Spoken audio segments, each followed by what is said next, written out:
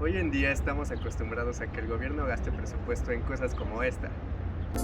Lo que vemos aquí a mi izquierda es la representación del Hueteocalli, del Templo Mayor de Tenochtitlan. Esta maqueta monumental mide de altura 16 metros.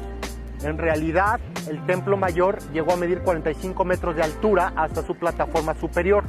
Para las personas que acudieron el sábado, la instalación en el centro histórico que conmemora 500 años de la caída de Tenochtitlán a manos de los españoles, logra capturar la cultura y las raíces del mexicano. Esto mientras muchas comunidades indígenas son invisibilizadas en la realidad. Un discurso muy parecido al de venerar al indio muerto mientras se ignora al vivo. Como les explicaré en este video, esto no es casualidad. Empezaré por hablar del multiculturalismo, nacido en Estados Unidos en los años 70 del siglo XX, cuyas políticas se basan en la concepción de tolerancia y en el principio de diferencia del liberalismo. El problema del multiculturalismo estatal es que busca que las diferentes culturas subalternas se apropien las prácticas de la cultura hegemónica, y un Estado no debería estar al servicio de ninguna cultura en particular, ya que esto implicaría que hay alguien que tolera y hay un tolerado. Hoy en día las élites políticas admiten ciertos derechos indígenas con el fin de evitar otras demandas. Así, la participación indígena en el sistema político y en el proceso de elaboración de políticas públicas es altamente simbólica.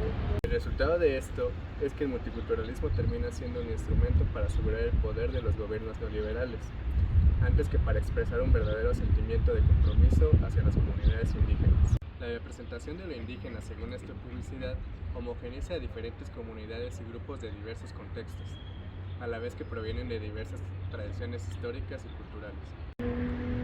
En el caso de México, es notorio que, si bien se han hecho reformas constitucionales en pro de los derechos indígenas, la mayoría de veces estos se quedan solo en el papel. Pero el Estado sí hace una representación de lo indígena cuando de promover el turismo se trata, por ejemplo.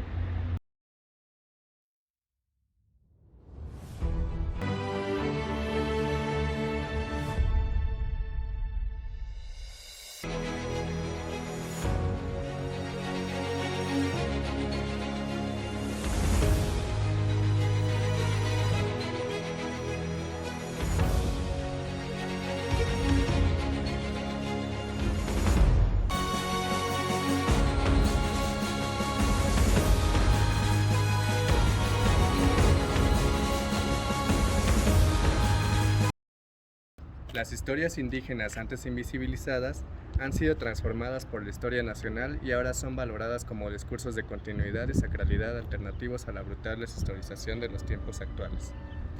Esto es un movimiento capitalista que exotiza al otro mientras busca limitar su despliegue. No en vano, el proyecto cultural del multiculturalismo es aprovechar y dirigir la abundante energía del activismo de los derechos culturales más que oponerse a ella directamente. Esta folclorización del Estado provoca que las comunidades indígenas encuentren diversas dificultades para ejercer el derecho de promover su propia cultura. La representación de lo indígena, según esta publicidad, homogeneiza a diferentes comunidades y grupos de diversos contextos, a la vez que provienen de diversas tradiciones históricas y culturales. Ante esta problemática me parece pertinente plantear la necesidad de una propuesta intercultural, donde la representación visual no venga del Estado, sino desde las mismas comunidades ejerciendo su derecho a la autodeterminación. Una propuesta en la que los individuos de diversos pueblos ejerzan su derecho a que su cultura sobreviva y florezca.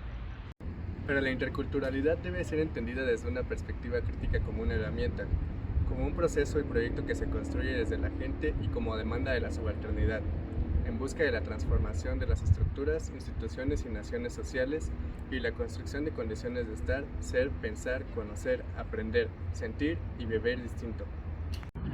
Y no desde una perspectiva funcional que reconoce la diversidad de diferencias culturales, pero que tiene como objetivo la homogeneización de la cultura.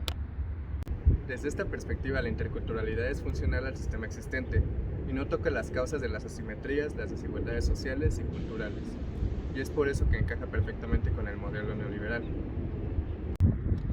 Mostrar la diversidad cultural no debe convertirse en una estrategia de dominación, que no apunta a la creación de sociedades más equitativas e igualitarias, sino al control del conflicto étnico y la conservación de la estabilidad social con el fin de impulsar intereses económicos.